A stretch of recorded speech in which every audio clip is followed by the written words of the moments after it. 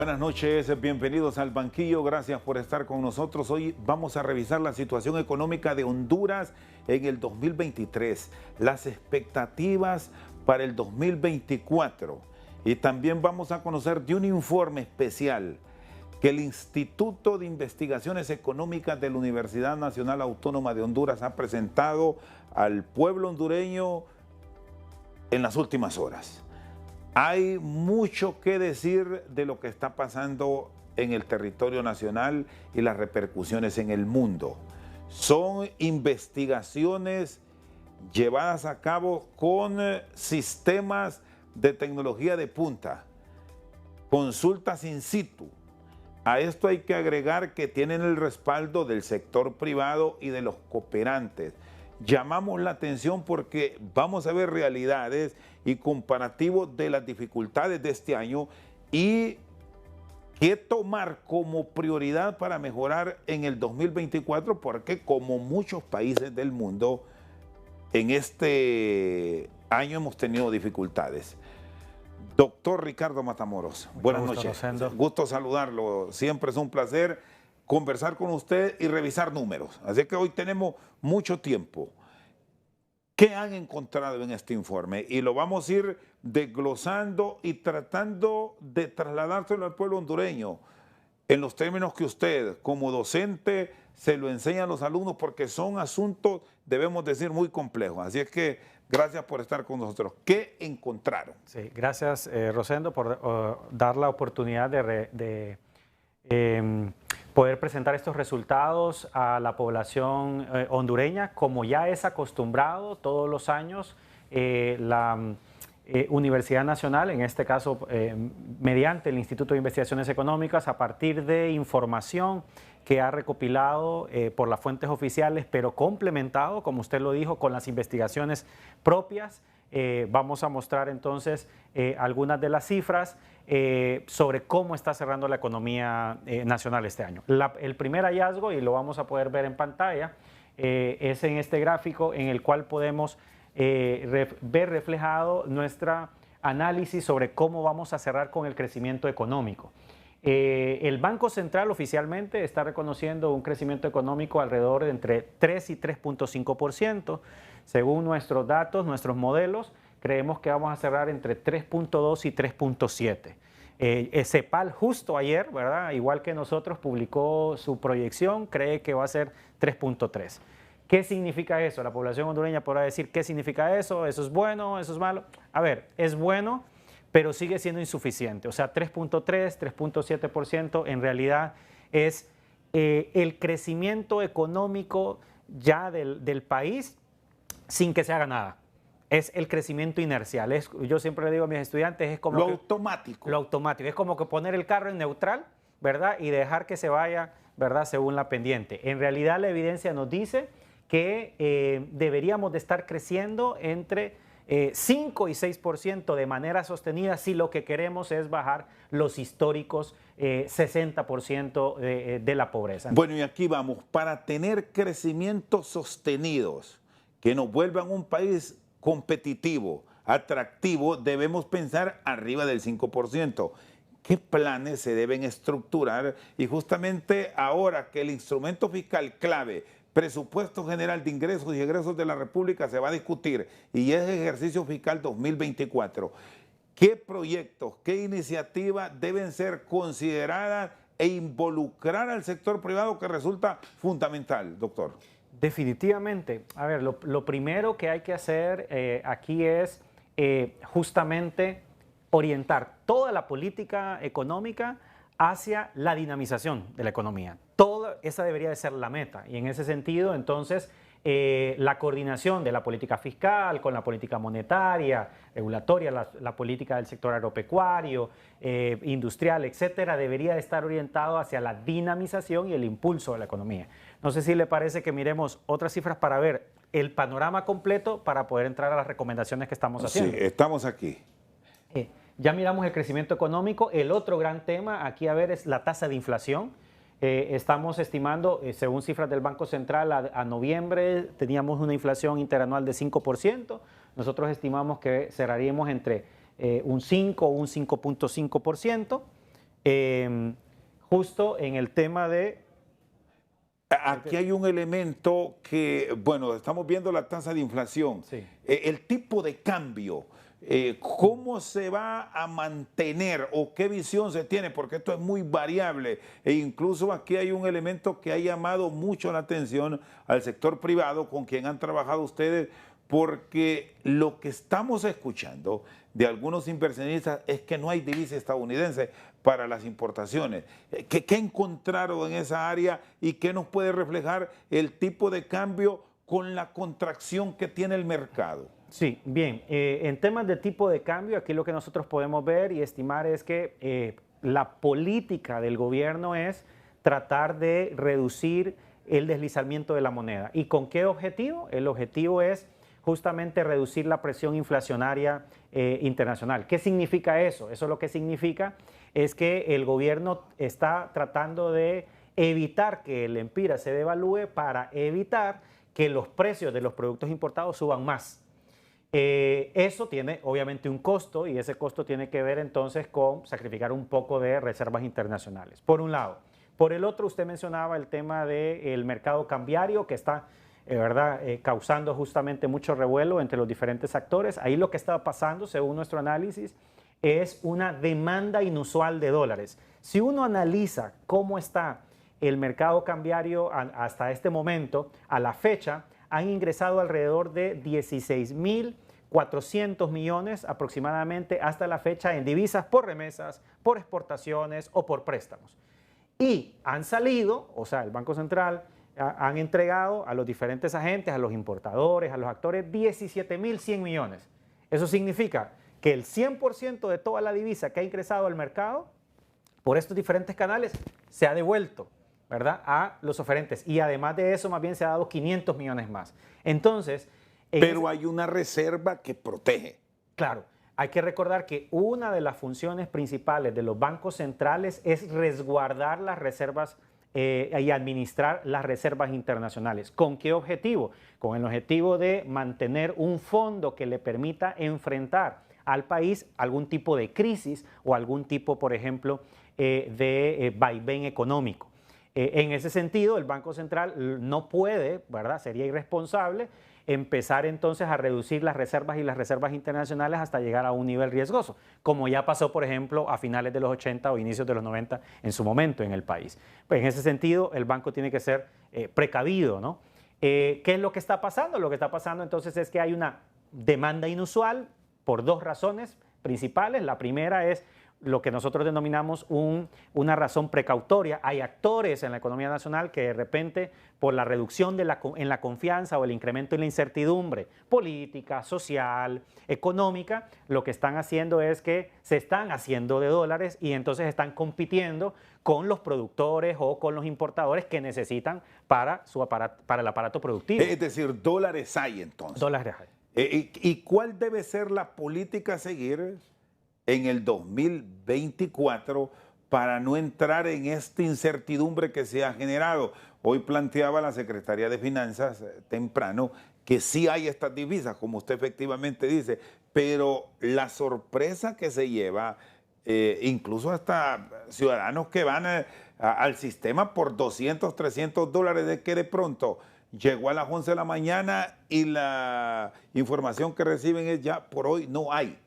Sí. Y eso sí genera la incertidumbre, doctor. De acuerdo. Aquí hay dos cosas que desde nuestro análisis estamos recomendando al gobierno. El primero es el tema de las señales que se dan a los inversionistas. O sea, de este espíritu de confrontación con el sector privado o de polarización no ayuda, y eso no solamente pasa en Honduras, pasa en cualquier país. Cuando existe polarización, los niveles de desconfianza se disparan y se da esta señal de enemistad o de alejamiento entre el sector privado y el sector público. Por el otro lado, la otra recomendación de política que estamos haciendo es que el Banco Central ya no se debería de limitar solamente a administrar la subasta, sino que necesita entonces ser más proactivo, en este caso unirse con la Comisión Nacional de Bancos y Seguros, que es el ente regulador, junto con el sector privado, en este caso con el sector financiero, para poder analizar la situación, coordinar acciones para evitar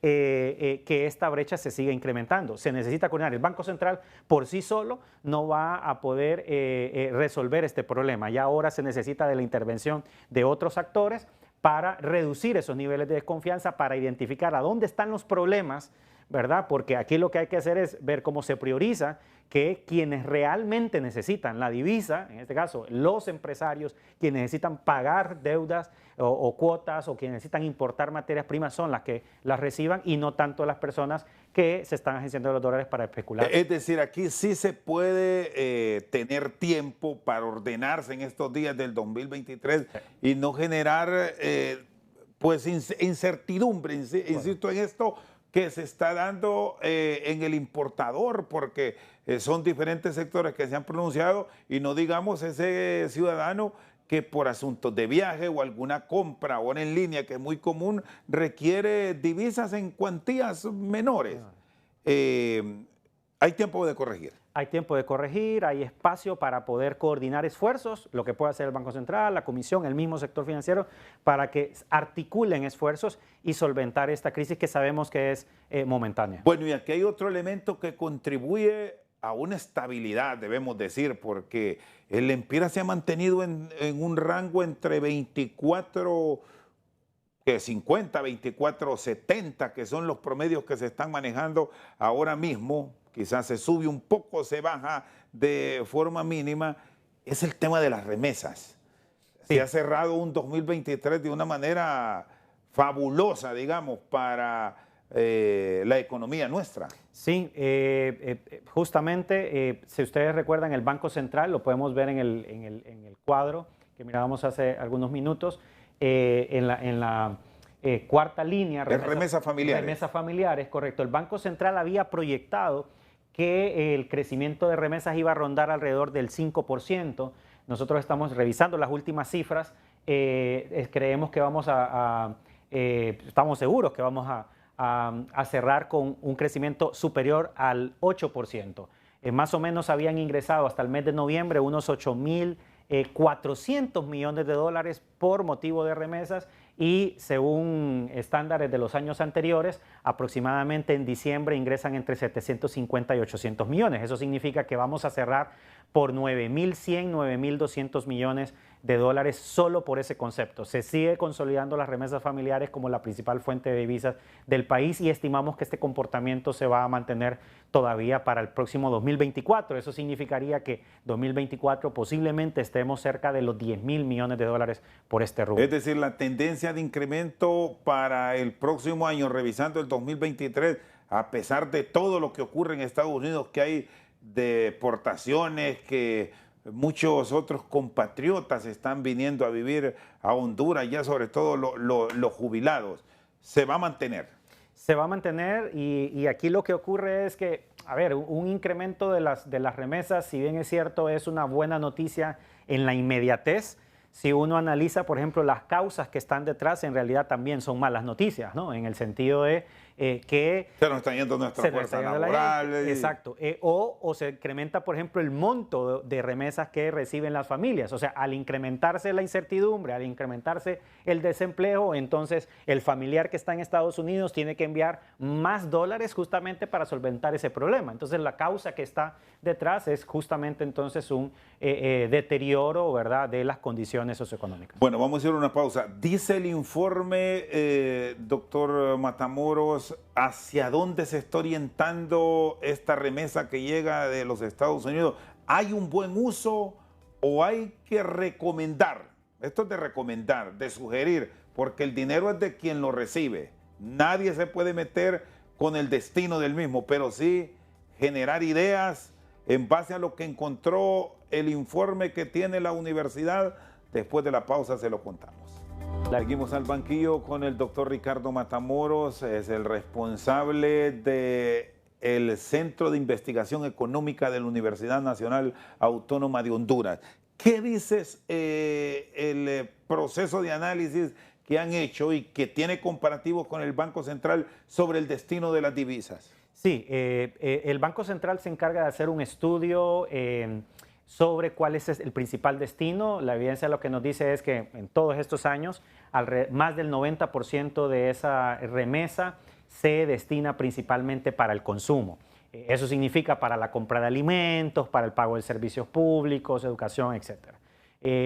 Otras experiencias, lo que nos dicen, la recomendación que nosotros venimos haciendo desde la Universidad Nacional es que debería de elaborarse programas de acceso al crédito, políticas públicas, etcétera, que permitan revertir esa matriz, que permita hacer de que esos ingresos se puedan utilizar, por ejemplo, para la compra de vivienda o para el emprendimiento o para la adquisición de bienes muebles e inmuebles por parte de los migrantes que están allá, que ellos mismos puedan hacer compra, ¿verdad?, de bienes y servicios estando allá, aquí, que puedan hacer transacciones financieras, transferencias, etcétera. Y eso significaría, por ejemplo, un cambio de la regulación bancaria y financiera, un trabajo con la Comisión Nacional de Bancos y Seguros, que permita o estimule darle un mejor uso a esos dineros. Y sí se presenta la facilidad, porque esto, la tecnología está al alcance de todos, solo es de ponerse y entenderla. Y perfectamente esa puede ser una ruta incluso hasta de ahorros. Claro, definir los mecanismos y los productos financieros por parte del sector financiero que permitan a nuestros compatriotas estando allá abrir cuentas, hacer la promoción de esos productos para que ellos mismos puedan administrar los recursos estando en Estados Unidos o en España. Bueno, el tema del cierre de año 2023 con la ejecución presupuestaria, ¿qué balance han encontrado y qué se proyecta para el 2024? Porque hemos venido registrando un déficit fiscal histórico y a esto hay que sumar procesos en ciertas dependencias del Estado que nos pueden generar engaño, porque hay mucho sobrante, doctor. Sí, en el cuadro que estábamos observando hace unos minutos, en las últimas dos líneas, podemos ver cómo se está estimando que va a cerrar la deuda pública. Debemos de recordar que allá en el año 2020 la deuda, o sea, el valor de deuda versus PIB había llegado alrededor del 60% y estamos estimando que vamos a cerrar 2023 y 2024 alrededor del 50%. Ahí hay una, digámoslo así, una buena noticia. Y luego con el déficit fiscal, que va a cerrar alrededor de un 3.2% y un 3.5% en 2024. A ver, y ahí es donde usted mencionaba, es bueno en el sentido que son indicadores que reflejan que no hay problemas de sobreendeudamiento por parte del sector público, pero gran parte de esto está explicado, justo como usted mencionaba, porque al haber unos niveles de ejecución menores a los presupuestados, o sea, en otras palabras, se gasta menos de lo que se había presupuestado, entonces no se ha tenido que recurrir a toda la deuda que estaba estimada hacer. Y por el otro lado, no se ha estado gastando todo lo que se había dicho que se iba a gastar, y eso hace entonces que estos dos indicadores terminen más bajos. Y una realidad, ¿cuándo la podríamos tener clara para establecer en qué debemos mejorar en el 2024? Ojo, que será al final un año político. Ya después de septiembre hay ciertos escenarios que van a cambiar en temas de ejecución presupuestaria y ahí tendremos otra realidad. Sí, miren, nosotros hemos hecho en este análisis dos recomendaciones, por ejemplo, importantes. Uno, con el tema de la ejecución presupuestaria, y esto me gustaría que todo el pueblo hondureño, por ejemplo, reflexionáramos en esto.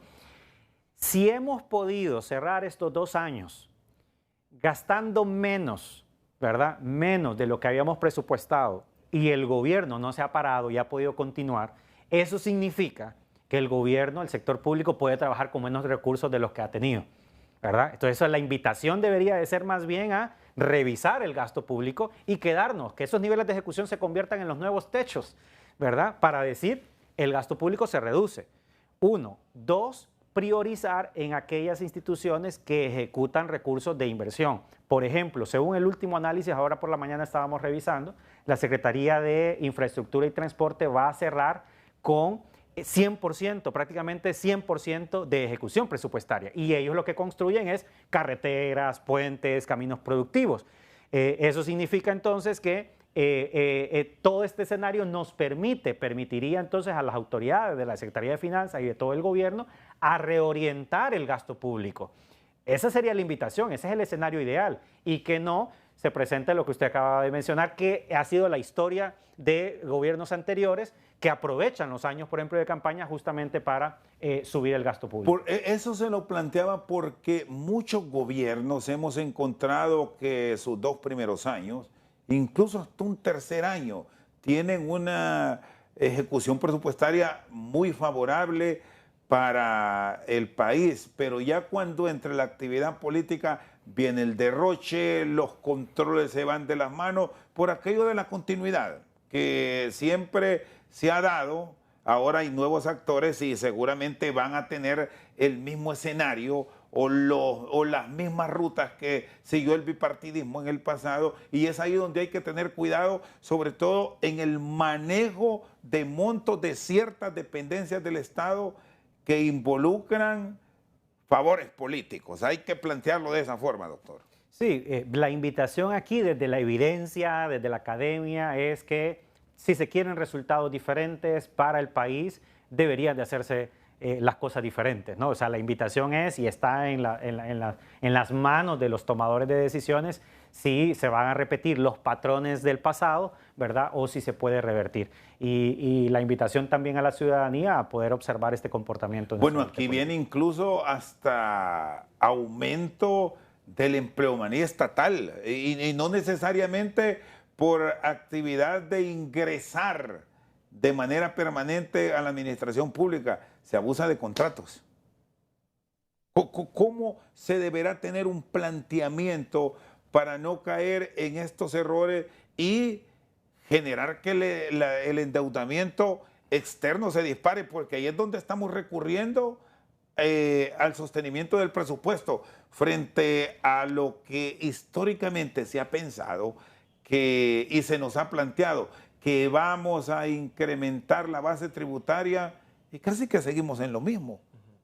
De nuevo, aquí la invitación es desde la Secretaría de Finanzas, desde el Congreso Nacional, que los lineamientos de presupuesto para, en este caso, 2025 y después para 2026, justamente estamos en una ventana de oportunidad para hacer las cosas de una manera diferente, para poner los candados fiscales que permitan evitar o por lo menos disminuir esos excesos del pasado. Está ahí la oportunidad para poder hacerlo, pero en este caso pues deberán ser los entes rectores de la política fiscal. Los entes de servicio público, ¿cómo están proyectados? ¿Qué pasó en el 2023 y qué nos depara el 2024?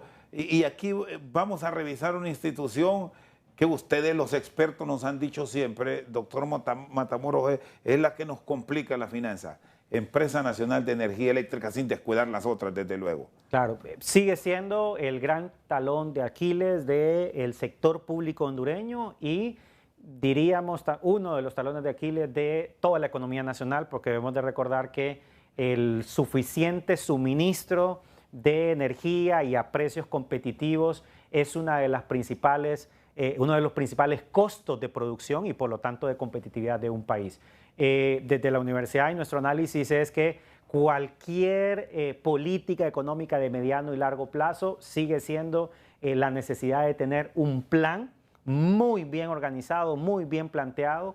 Hasta este momento sí se han estado haciendo algunas cosas y acciones, por ejemplo, bastante positivas, pero no forman parte de un plan integral de largo plazo, financiero, técnico, que permita vislumbrar que la realidad cambiará en el futuro. Entonces, en ese sentido, el reto sigue siendo enorme. Ese es el más grande. El resto de las empresas públicas, si bien es cierto, el análisis que hemos hecho sigue siendo el tema de buscar un nuevo modelo, un modelo de gestión que le apueste a la competitividad, productividad y principalmente a la innovación, sigue siendo el gran reto para estas empresas. ¿Encontraron en estas investigaciones de ustedes por qué es tan complejo el proceso de recuperar la ENE? Porque aquí ya se probó de todo, incluso hasta con la intervención militar prácticamente en el sistema, con entes externos que vinieron a intentar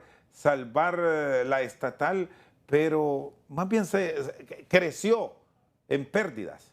Sí, desde nuestro análisis, el problema aquí está en el modelo de gestión. No tiene que ver tanto con los actores que la administran, sino más bien con el modelo de gestión. Uno puede ver que, independientemente de las diferentes administraciones, el modelo ha sido básicamente el mismo. No se entiende de que, lo dice su nombre, es una empresa pública, debe por lo tanto analizarse y entenderse como una empresa. La diferencia entre una empresa pública y una empresa privada es quién es el dueño del capital y de las utilidades, ¿verdad?, que generan las empresas. Pero en temas de una empresa debe ser rentable, debe ser productiva, debe ser innovadora, independientemente sea pública o privada. Los casos que uno analiza y que entiende de empresas públicas exitosas en el mundo, en América Latina, en Europa o en Asia, son aquellas empresas que son rentables, que son innovadoras, competitivas y que son administradas como empresas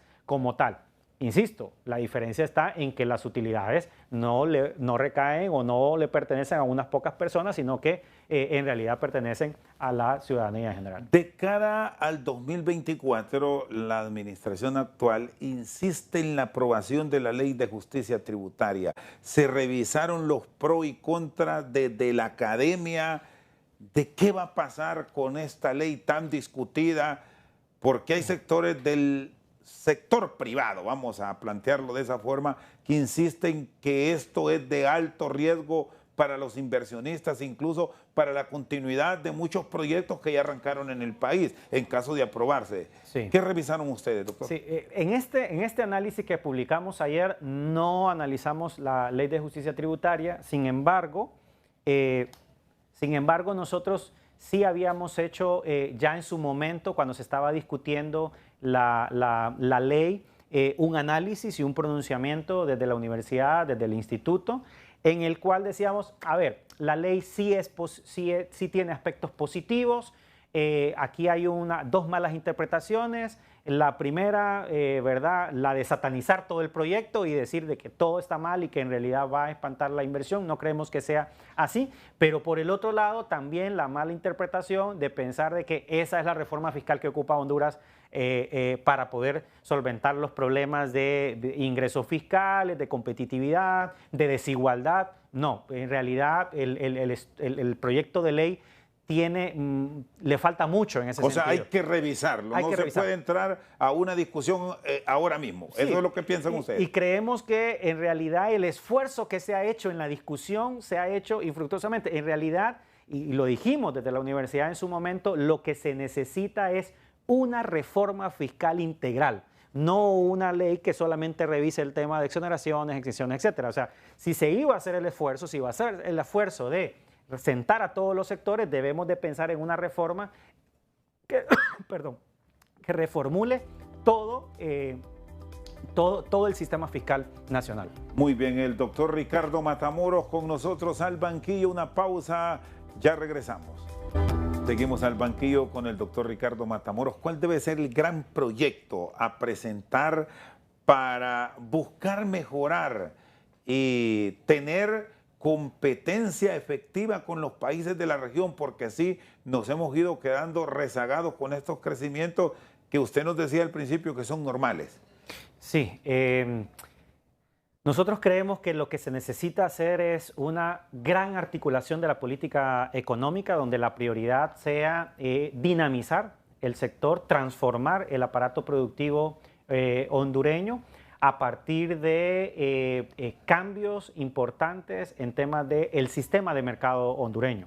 O sea, generar condiciones para la inversión nacional e internacional, la coordinación política pública con el sector privado, con el objetivo de generar estas condiciones para la generación de más empleo y de empleo de calidad. El tema de la reducción de la pobreza, ¿cómo lo deberán ir planteando, pero con programas efectivos y que verdaderamente la población lo advierta, lo perciba, lo sienta? No sé qué más le puedo poner para que no se generen las dudas que provocó una publicación de hace algunos días del Instituto Nacional de Estadísticas, que habíamos reducido la pobreza en cerca de 800,000 ciudadanos. ¿Qué es lo que pasó en esos números entre matemática ¿Y economía? Sí, es bastante interesante lo que ha ocurrido. Claro, en la cifra, en el índice, uno lo que mira es una reducción de 9.5%, ¿verdad? Estos famosos 800.000. Básicamente lo que pasó fue esto. En el año 2020, producto de la pandemia, alrededor de 1.200.000 personas que no eran pobres, o sea, que tenían por lo menos un ingreso para poder pagar canasta básica y servicios básicos, producto de la pandemia, cayeron a la pobreza. O sea, dejaron de tener el ingreso suficiente para poder pagar esa canasta básica. Lo que ha ocurrido es que lentamente, a partir de que se ha ido recuperando la economía, 800.000 de ese 1.200.000, en la medida en la cual se han ido recuperando, han regresado al estado que estaban antes de la pandemia. O sea, no eran pobres, se volvieron pobres temporalmente y en este caso entonces están retornando a ese nivel que estamos ahí. Todavía hacen falta 400.000, ¿verdad? 400.000. En ese punto, posiblemente esto va a pasar 2024 y 2025. Hasta en ese momento vamos a regresar a los niveles antes de pandemia. O sea, básicamente lo que está ocurriendo aquí es un poco lo de la inercia que estábamos hablando, ¿no? O sea, el dinamismo normal de la economía, el comportamiento normal, la recuperación normal de la economía ha estado haciendo que poco a poco estas personas retornen, ¿verdad? Y ojo con esto, no es que dejan de ser pobres para convertirse en ricos, ¿verdad? El concepto ahí es no pobre, ¿verdad? Es que tienen un ingreso que les permite más o menos, ¿verdad? Sobrevivir. Y esto es algo que está pasando en todo el mundo. Uno mira las cifras, por ejemplo, de América Latina, en todos lados está pasando eso, ¿no? Esa reducción de la pobreza no es más que un retorno a los niveles antes de la pandemia. Seguimos siendo el país con el segundo país con los niveles de pobreza más altos. ¿En qué rango estamos? ¿Cómo cerramos el 2023? Vamos a cerrar el 2023 con un nivel de pobreza de 64%. Todavía 5 puntos arriba de lo que estábamos antes de la pandemia. Tenemos que llegar a 59 para poder estar igual que en la pandemia. Pero ese 59 es el promedio desde los años 90, ¿no? O sea, en los últimos 30 años nos hemos mantenido ahí más o menos alrededor de ese 60%. Y ojo con esto, que a mí me gusta decir esto siempre. Ese 60% no significa que existe la misma cantidad de pobres. Hace 30 años éramos 5 millones de hondureños. Eso significa que habían 3 millones de pobres, el 60%. Ahora somos casi 10 millones de personas en Honduras. Eso significa que ahora hay 6 millones, más de 6 millones de pobres. O sea, hay el doble de personas. Por eso a veces cuando las personas nos preguntan, pero yo miro más personas en la calle, ¿verdad? O en la marginalidad económica, etc. Claro, porque en realidad al ser más, ¿verdad? Al ser más población y al no haber políticas efectivas de reducción de la pobreza, en realidad en términos absolutos, los programas de asistencia social, ¿qué tan efectivos fueron para contribuir y que estos 800.000 hondureños, que insisto han generado tanta polémica los números, hayan entrado en la dinámica económica que se tenía hasta antes de la pandemia? Poco, ¿verdad? Por lo menos lo que ha significado es estos programas sociales y los proyectos, por ejemplo, que se implementaron en medio de la pandemia, ayudaron a mitigar, por ejemplo, este impacto. Hay algunos análisis que dicen que, por ejemplo, pudieron haber sido 300.000 hondureños más. Por lo menos el tema con la política social y los programas sociales es que solucionan un problema solamente temporal, ¿verdad? Le solucionan el problema de hambre, de ingreso a la población en el momento en el que recibe, pero no cambia estructuralmente la situación de pobreza, ¿no? Y en ese sentido, si lo miramos en el largo plazo, la política social de reducción de la pobreza con los diferentes nombres que ha tenido durante las últimas décadas, lo que nos dice la evidencia es que no han sido efectivas porque han sido políticas asistencialistas. Bueno, y aquí hay otro elemento, doctor Matamoros, que lo debemos poner en perspectiva para el próximo año, porque paralelo a este informe que ha presentado la academia, está otro informe que refleja la realidad entre el sector privado y el consumidor. ¿Cómo lograron ustedes definir que el tema de la inseguridad en que se vive actualmente nos está golpeando a niveles elevados? Entiendo en una muestra de 700, vamos a decir, son 696 creo que fue. Sí.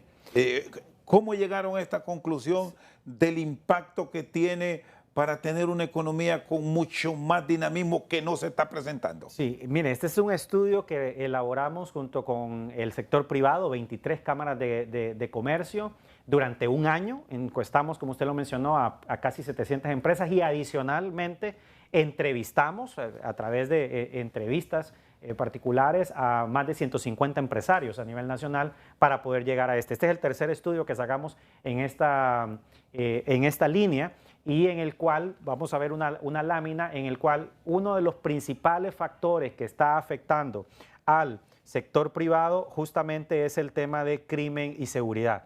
6 de cada 10 empresas que nosotros encuestamos y entrevistamos reportaron que tenían problemas de inseguridad. Y esto tiene que ver con el tema de extorsión, tiene que ver con el tema de robos o asaltos, ¿verdad? Los establecimientos, y tiene que ver también con el incremento de los costos a los cuales tienen que incurrir las empresas para tener que resguardar, ¿no?, sus activos, sus tiendas, etc.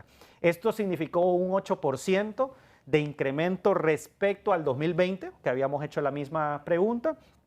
Y otro hallazgo interesante de esto es que cuando preguntábamos si las empresas reportaban pérdidas por robos o por extorsión, hubo un incremento del 70%.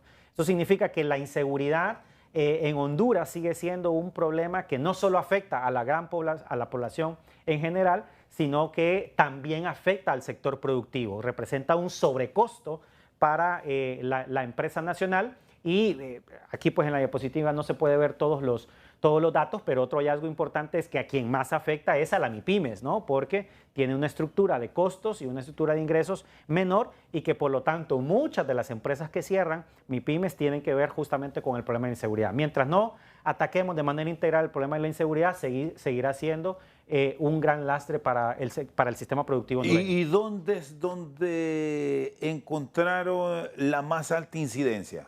¿O es ya general en todo el país? Porque mirábamos este reflejo del cuadro anterior del litoral atlántico.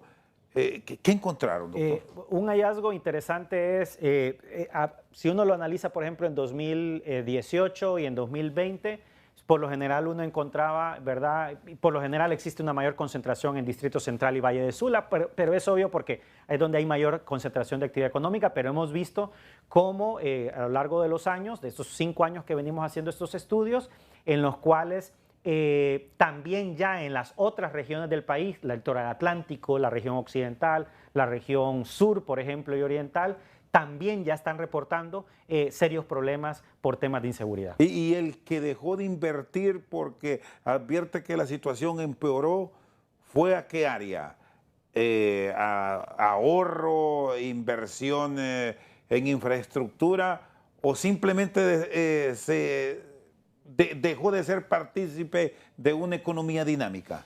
Bueno, no captamos ese dato con el estudio. Lo que sí es que, por ejemplo, en 2020-2021 nosotros reportamos que arriba del 10% de las empresas que estuvimos encuestando a lo largo de la pandemia habían cerrado, pero por el tema de la pandemia. Eso es lo que, por ejemplo, tenemos y arroja el estudio al respecto. ¿Y qué refleja a nivel de las MIPYMES? Que me llama la atención que es donde se registra el mayor impacto, los niveles de cuidar la mano de obra calificada. ¿Se midió eso, doctor? ¿Dónde están? Le traslado este interrogante porque se insiste mucho en los últimos días que gran parte de este personal, algunos con capacidades efectivas para el mercado, se fue.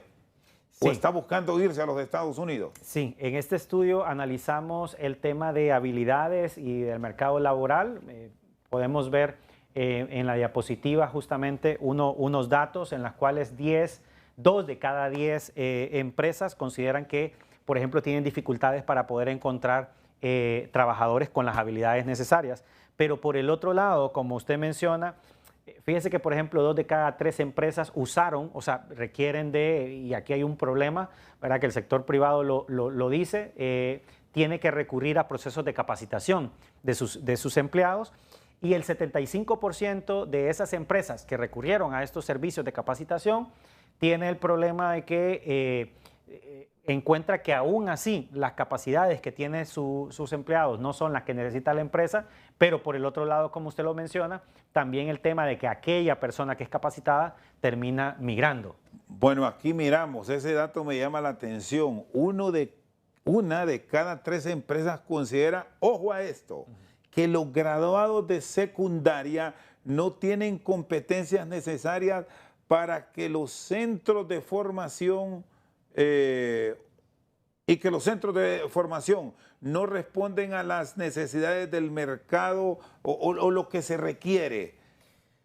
Aquí es un punto de reflexión clave de cara a si vamos a ser o no competitivos en los próximos meses. Es correcto, Rosendo. Y fíjese que este hallazgo se sigue repitiendo como en los años anteriores.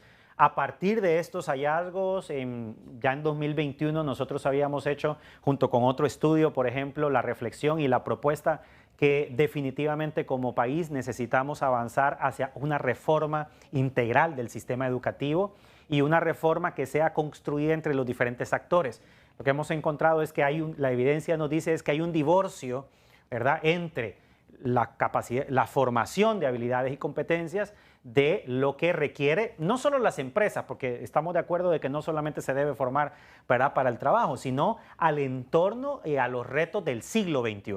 Entonces, mientras no avancemos en ese sentido, lo que va a seguir ocurriendo es que esta brecha va a seguir creciendo, O sea, estamos capacitando, estamos graduando jóvenes, y lo estamos viendo en la Universidad Nacional, ¿no? Cada vez más se ve de que la prueba es estandarizada. Es la misma prueba que se aplica. Cambian algunas preguntas, pero es estandarizada. Pero los niveles de reprobación se van incrementando. Es un reflejo, entonces, ¿qué? El conocimiento, las habilidades matemáticas, de lectura, de escritura, etcétera, de los jóvenes son, más bien, en vez de ir mejorando, van empeorando. En realidad, en temas de desarrollo, esto debería de ser una urgencia, porque de lo contrario, entonces, puede venir la inversión extranjera, pero ¿qué habilidades son las que estamos ofreciendo? ¿Qué tipo de empresas son las que queremos que vengan si no estamos generando condiciones en temas de habilidades y competencias para, por ejemplo, la industria automovilística, tecnológica, etcétera, como sí lo está haciendo ya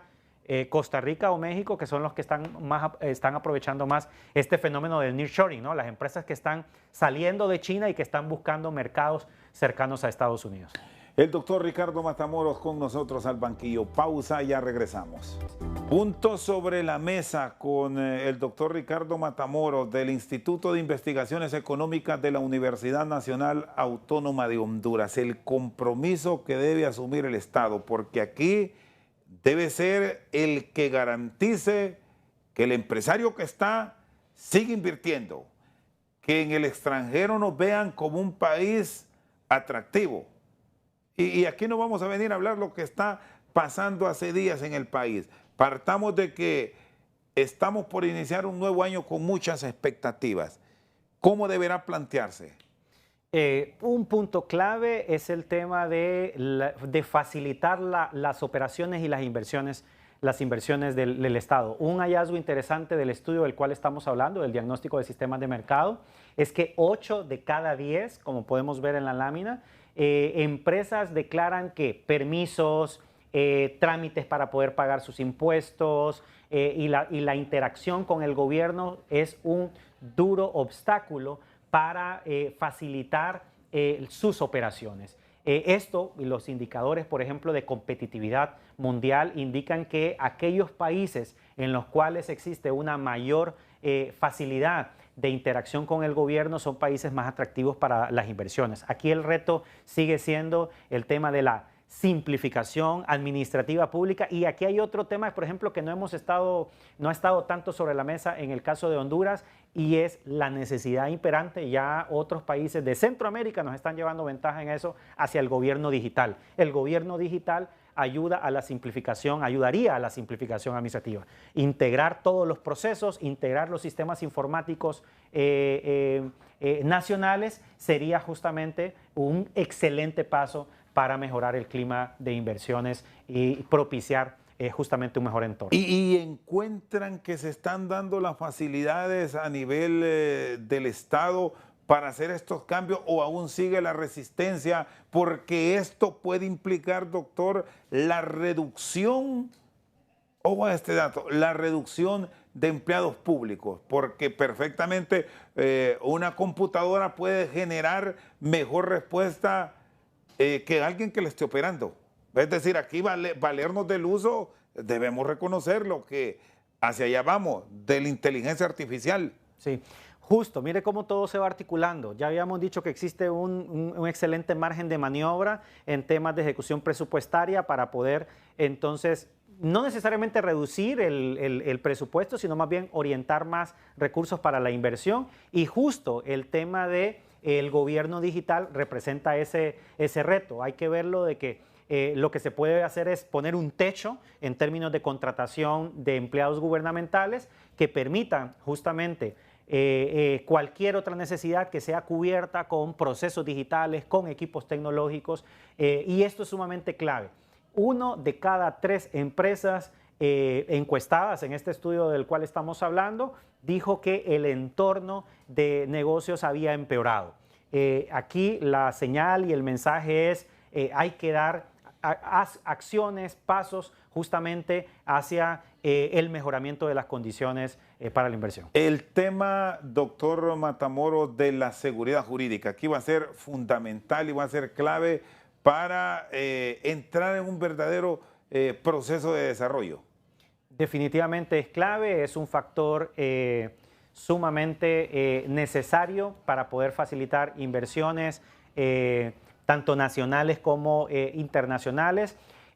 Con el tema del Estado de Derecho, no solamente, yo sé que por lo general lo entendemos solamente como, bueno, que hayan leyes y que esas leyes se respeten, pero construir también un sólido y buen Estado de Derecho pasa porque esas leyes sean unas leyes que fomenten la competitividad, la colaboración, la cooperación y justamente también el tema de la innovación.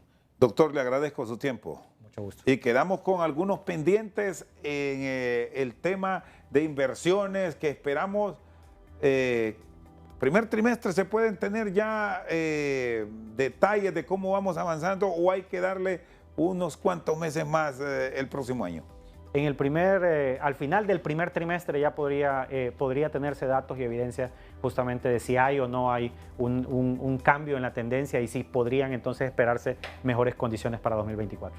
Muy bien, gracias. El doctor Ricardo Matamoros, director del Instituto de Investigaciones Económicas de la Universidad Nacional Autónoma de Honduras, con nosotros al banquillo. Por su sintonía, muchas gracias.